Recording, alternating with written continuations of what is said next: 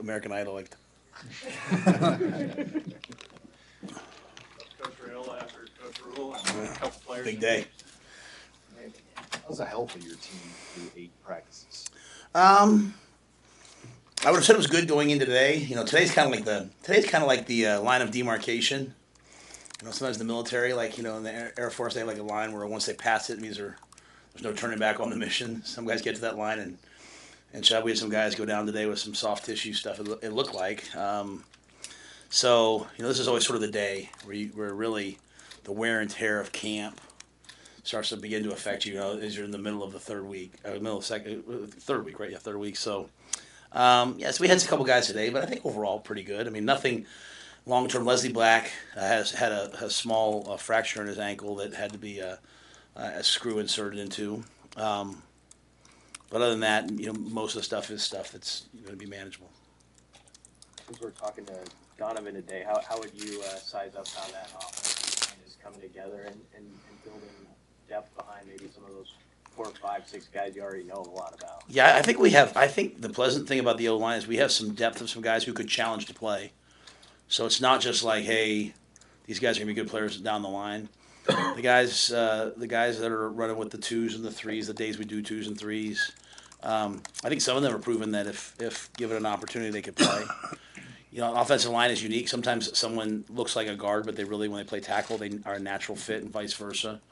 But I think there's healthy competition, and there's a lot of depth being built. The young players that have gotten here, they might not think they're good players yet, but they're going to be really good players. Like Graham Bricks is doing a great job. Gibson Pyle, really pleased with him. A lot of those guys, but I think that tier of guys who've been here for a year or two. I think they're pushing the older guys. The older guys might not realize that, but as I see it, there's a bunch of guys I think could play. When you look at the quarterbacks, do you even think in terms of separation right now? Are you looking for separation? Yeah. I'm always looking for. I'm always looking for separation, because that means one guy's doing a great job, and then usually what happens is the next guy catches him. We're all. He realizes, oh, I better pick it up. When you play with a great player, I'm not calling anyone a great player. I'm saying when you play with a great player, or you play with someone who's doing things that you're not doing, it usually forces you then to catch up. So like the first day. We have 2 freshman quarterbacks, kind of a unique deal, right? Used to not be unique, but one guy comes out, flips the protection one day. The next guy, we have quarterbacks doing things in protections that I haven't had someone do in 11 years, in college football. So it just kind of builds a new normal, if that makes sense, right? Like you're doing something at a high level, I catch you. So yeah, my job is to make sure that all the quarterbacks, all 3 and all 5, we're not here to pick the starter. We're trying to make them all good enough to be the starter. We're trying to get them as good as possible.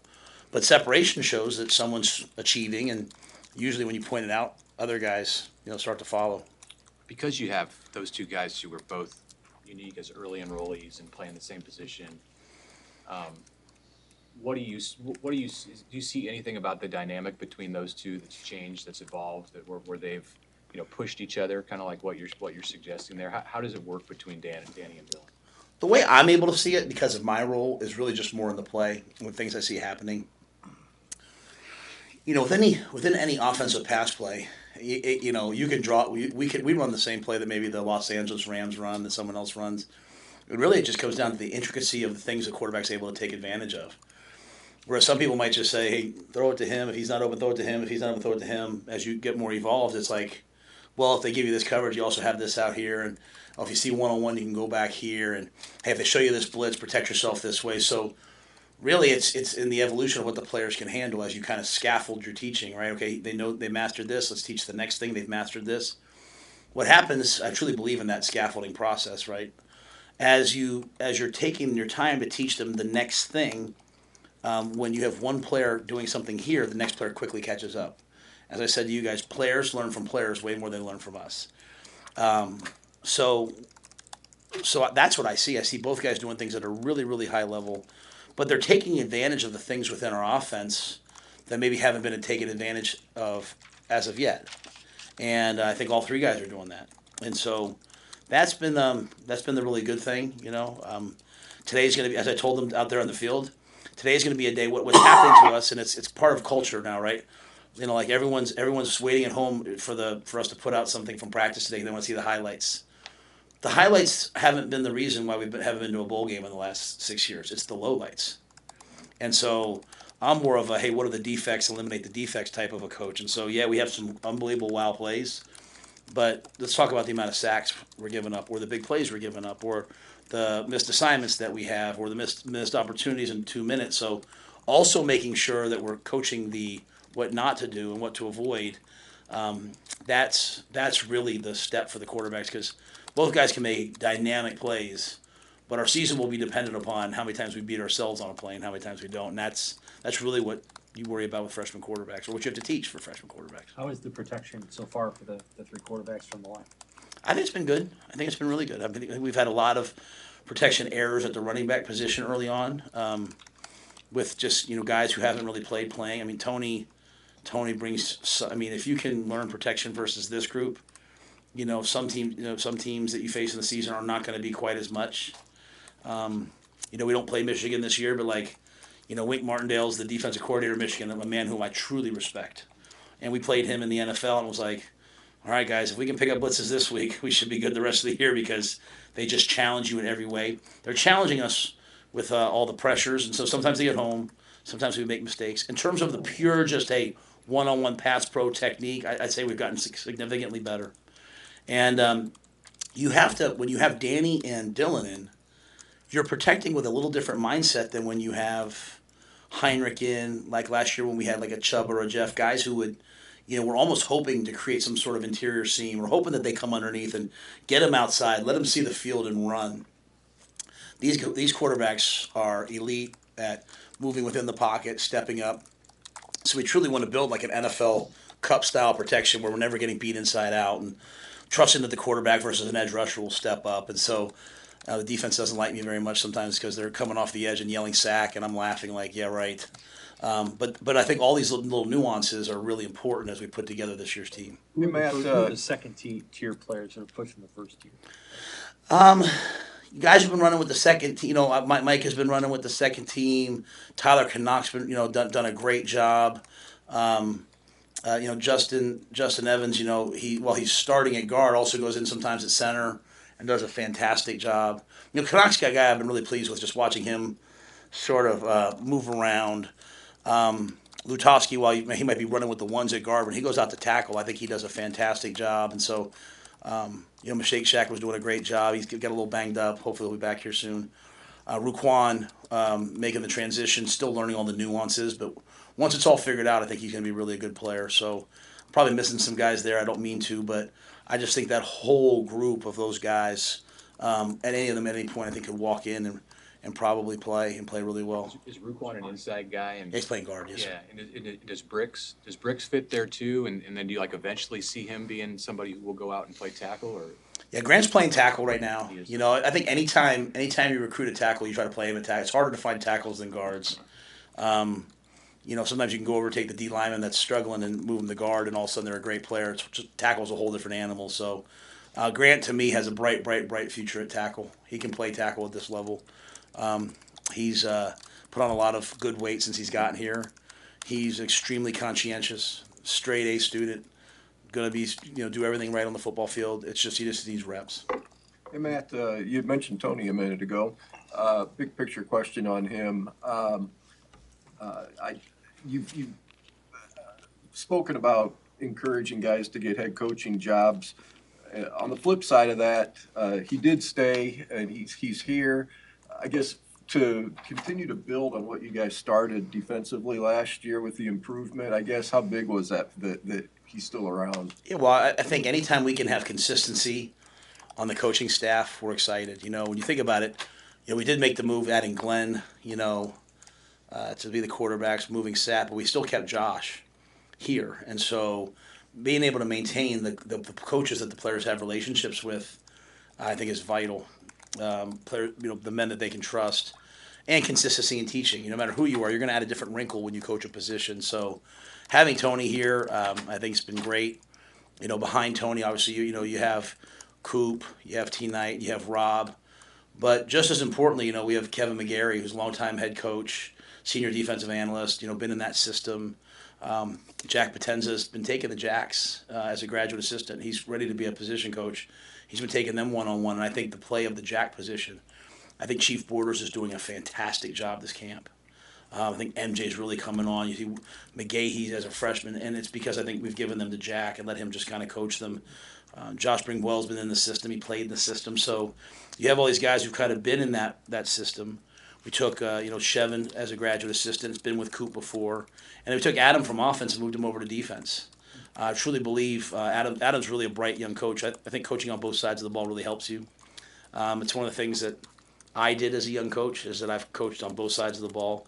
And I think he brings something to the defensive staff as they break down opponents that's vital. So fired up to have Tony back. I want everyone to have a chance to be a head coach, mainly so they can call me and be like, you were right. I'm sorry I complained all the time, Matt, how hard it is. But Tony will have his chance. How much have you been able to talk with Troy Dannon since he's been here and just your early relationship? How's it gone? Just kind of talking about some of the needs and wants moving forward in the athletic department.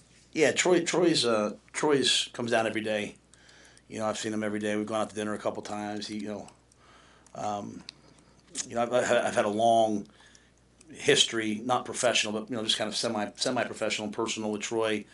I think the big thing with Troy is when you've seen it, when you've seen it at the highest of levels, right? When you've been to a team that just won the national championship, when you've been to a team in the group of five that's gone to those high levels, you know what it's supposed to look like, So if maybe I come in and I say, hey, we really need this, he has a perspective of I know why we need this because everyone else has this, and so maybe some of the requests I make a lot of requests.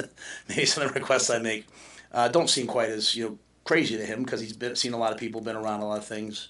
But I think everything's gotten off to a good start. He's not just here for me; he's here for all the sports, and I'm sure he's trying to make his way around and get to know all the coaches and all the staff. But I'm really pleased with everything so far with Troy. Speaking of doing things at a high level, you and Dawn Staley overlapped at Temple. Did you have any interaction with her back then? And just the early days of what she's been able to do at Temple. Yeah, when I got to Temple as an assistant coach, Coach Cheney was the head men's coach and Dawn was the head women's coach. You talk about two Hall of Famers. I don't know Dawn very at all. I was an assistant. I was just working. Other than I watch everything she talks about. I'm one of those coaches. I go listen to other coaches. So I listen to Kara Lawson. I listen to her. I've been listening to Coach Hurley, Danny Hurley, a lot recently. Kind of the way he's building his team. So I love to listen to other coaches, and I think what she's done there is absolutely phenomenal. I'm a huge fan. She represents North Philly and Temple and many other places in an unbelievable way. Last spring, you look at John Bullock, he goes from walk-on defensive back to now he's starting linebacker with a prestigious, single-digit number. Are there any guys, and I know it might be a little bit early, but are there any guys who are kind of following in his footsteps this spring? That's a great question. I don't know that. Gosh, I hate when I afterwards I'll be like, I should have said this. I think we have a lot of guys doing really, really good things.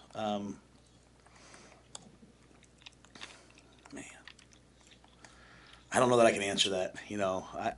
I think we have a lot of guys doing really, really, really special things right now. And a lot of our non-scholarship players, I think, are playing at a high level. I can't think of anyone. I talked about Maurice Mazuka a little bit, but I can't think of anybody that's not making that move. Do you think his evolution has kind of inspired like guys on your team to be like, okay, look at what John did. Now I can do that. Well, it eerily goes back to the conversation about how the two quarterbacks are affecting each other, right? Like, this year we'll have some guys go in the draft, right?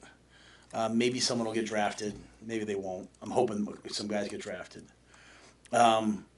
Next year, let's say we have 3, 4, 5, 6, 7 guys drafted. As a young player, when I practice every day against somebody and they're within my realm of potential and I watch them get drafted, it becomes much more possible for me to get drafted, if that makes sense.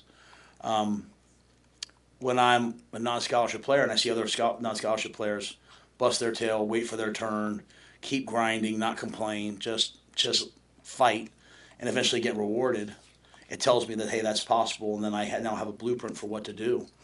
And so I think both of those things are possible. It's just like, There's been players in the state sometimes in recruiting that some of the recruiting staff's like, well, I mean, I'll say, let's watch the film. He's good enough, right? He's a scholarship player. We evaluate them off the film. We have a film evaluation, and they'll say, well, he's a 4, which means we think he'll be a multiple year starter. And I'll say, well, then we should offer him a scholarship. They're like, well, I think maybe we can get him as a walk-on. I'm like, well, if all we do is offer players in the state of Nebraska walk-on opportunities, then every guy's going to grow up waiting to be dreaming of getting a walk-on opportunity. If we offer player scholarships, then guys have the dream of, well, maybe I could be a scholarship player. And we have some other guys, coming in as walk-ons too. So I just think it's really important that if you show the players, hey, if you're a non-scholarship player or walk-on, someday you'll do this. Hey, if you follow our process, someday you'll get drafted. Hey, if you come to our camps and you're a good player, we're going to offer you. They start to see that's possible, and then that's within their realm of possibility, if that makes sense. I remember last year, a lot of optimism around the running backs, saying it's a really good group. At this moment, with the injuries, maybe some of the inexperience, how do you feel about that group of players, and how far do you want them to come in the next 2.5 weeks? Yeah, I think it's one of those deals where it's really going to be about the fall. I've seen what Ramir can do. And what I have to make the staff do is go back and watch the 21 Michigan game sometimes to see him when he was like the feature back. I don't know why he wasn't the feature back in 22, but he wasn't, so it was hard to see. Sometimes you can look at a guy like that, like, we should play him here, and you give him this limited role. Like Ramir was, lining up and taking outside zones against Michigan and slicing and dicing. I've seen Gabe at his best. I think we saw Emmett evolving into a guy that could take games over. When you look at the run he had at Purdue, you look at the run he had at the end of the game to set us up. I can't remember Maryland, Wisconsin. I think he had a run in both games to set us up on the last drive. He's getting ready to bust out. I'm a big fan of Ives, since if you guys look at it, every time I've talked about Quentin Ives, I believe he can be this, right? I believe he can be this. So this is a big camp for him. Whereas Emmett's trying to take the step into dominant player, Quentin's trying to take the step into, hey, I'm going to be here every day, know what to do, be healthy. And then Dante's in the same boat, right? Dante's trying to take the step into every down back. But the things I see that are positive are really positive. But I think a lot of that's going to come to fruition in the fall. If you're a team to me that has just one back that you play and he has 25 plus carries, you're not doing right by him, because he's going to be all beat up when it's his chance to go to the NFL. I mean, we've always wanted to have a 20 carry back and a 12 carry back, and then a third. We want to play 3 guys, and we certainly look like we have enough guys to do that. Did you have something, Steve? Oh, yeah. I mean, is it? I see. Before I walk in here, I tell Keith, make sure this is quick, and then he does that. And then I say anybody else, so that you guys think I'm a good guy, even though some of you guys know I'm not really. So it's just a little. He's the bad guy. He's the nicest guy I know, but he's still the bad guy. So if anybody has anything, I'm happy to answer it. In the grand scheme, I think you would have a scrimmage this Saturday, and what's the level of importance in your mind? It's just an assessment for where we are right now, right? I told the players before practice, a lot of them think in terms of spots, like, I got my spot. No, I don't think about, honestly, I don't ever really believe until the guys played for you for a couple of years, you really don't know who your starters are until like after game 2 sometimes. Like, you think someone's a starter, then you see them play and it's a little too big for them, or you see someone play and they're just so comfortable. So I don't really think in terms of spots. I think in terms of like development. And to me, there's like this line, okay, hey, he's good enough to win with. And so if you're above that line, you're going to play, right? Some weeks, we're in the Big Ten, we're playing in weather, we're playing on turf. Guys are going to get beat up. So you better have, not just 3 defensive line starters. You better have about 5 or 6. So I'm just trying to see where assess where they are right now. A big thing for me is, are they at the right position? What are their opportunities they should get moving forward? But this is by no means like hey, this decides anything. This is just a statement for where they're, because I really do believe in, like, I come out and I think I'm going to play like at this level, and I play at this level, and the guy I'm competing with plays at this level. Great. Now let's see what your behavior's like the next week, right? Like that's, parents, we mess that up all the time. I mess that up as my kids, like they need adversity to spur them on, to drive them. And so, yeah, I kind of look at this as like a ping pong match. You have like the scrimmage 1, then you have scrimmage 2, then you have kind of that spring game, which, the spring game could be, last year we kind of ran everything. This year I'm sure it'll be a little more vanilla, but in terms of what we run for many reasons. But you still get to see who can block and tackle and all those different things. So It'll be important, and we won't only scrimmage. We'll practice some too, and then we'll scrimmage some too. So we really have to take a lot of time to work on our end of game 2-minute situations with the way the league runs, with our recent history, but also with really a sophomore quarterback in Heinrich who's only played 1 year, and 2 young quarterbacks and young receivers that we need a ton of the 2-minute reps. So we'll probably rep a lot of those situations first, and then when they're tired, go live and tackle and see if we can tackle and block. A big picture question. Sure. Since you opened the field here. This is my last one. So we're nearing the end of the COVID year, guys. How have you seen that from being here the last 2 years affect the game, but also from your perspective as an NFL coach? How did that affect the draft process with those guys getting extra years, and what is that domino effect kind of look like? Yeah, it's been unique. I wasn't able to stay around the NFL long enough to see many of the COVID year guys, but I think it's just been unique. And you have 6-year guys. I think with all the portal movement, a lot of guys have benefited academically from. Hey, I have a 6-year. I think when that's gone, we'll transferring a bunch. How that's going to affect graduation is going to be interesting to see. But by and large, after going through it and being around guys, that have taken advantage of the COVID year, I think it was a good thing. I think it was a good thing for them. A lot of their development was stunted. A lot of their recruiting was stunted because they didn't have a chance to lift and work out. So one thing I did notice was that first year after the portal year, I think I can't remember how that went down. Well, anyway, that first year, I think we coached the Senior Bowl that year, and the players looked all smaller to me. They looked under. Well, then you start realizing they had gone a year of no training table. They'd gone a year of no lifting. They had gone a year of, and I think a lot of people think we lift and eat and try to get these guys big and strong for performance. We do. It's also for health and injury. So I think the COVID year has been good.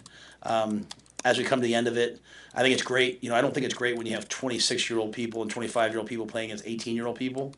17-year-old people sometimes. So I think as we come to an end of it, keeping football to 4 and 5 years is probably the healthiest thing for the game and for health and welfare. But our kids suffered. All of our kids suffered during COVID. I think nationally, sometimes some people don't realize as much because they were maybe in a place that didn't shut down. My kids were out of school for a year and a half. Some places in the Northeast for close to 2 years. So, in the end, it's probably the best thing. But it'll be managing the roster has been really unique, right? Okay, he has a COVID year, he doesn't have a COVID year, and just trying to handle that's been a challenge. Thanks everybody. Appreciate it.